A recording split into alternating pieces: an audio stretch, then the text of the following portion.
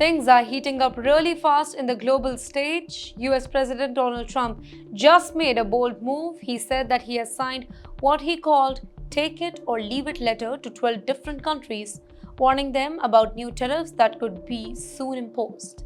These letters are expected to land in inboxes as early as Monday, just days ahead of a critical July 9 deadline. Now here's the catch. Trump didn't name which countries are getting these letters, but one country that's definitely on high alert is India. That's because India and the US are deep into high-stakes trade talk, and both sides are racing to reach a bilateral trade agreement before the clock runs out. Now let me tell you what's the urgency here.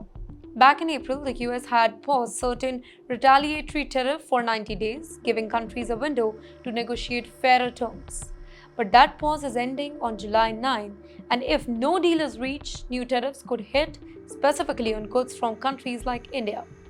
In fact, inside sources say that India is holding a firm line, specifically when it comes to protecting its agriculture sector, a major concern in the trade talk.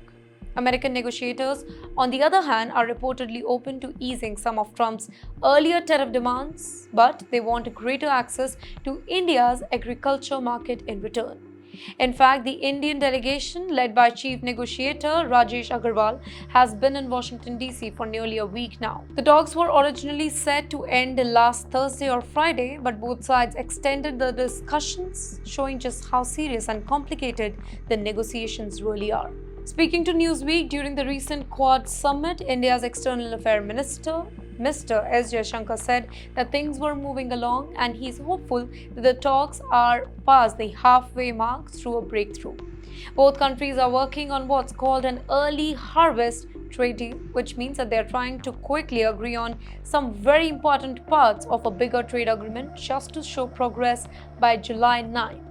If a deal is reached, it could boost trade between the two nations, reduce tariffs, and open up new business opportunities in sectors like tech, manufacturing, agriculture, and pharmaceuticals. But if no deal is made in time, India could face higher duties on key exports to the US, which would hit industries and potentially rise prices. So the question is, what's next? Well, it all comes down to how these last few days of negotiations play out. Trump is clearly ready to play hardball. India, in the meantime, is pushing to protect its interests while also keeping the US relationship really strong. The world is watching closely because this particular deal could set the tone for global trade in the months ahead.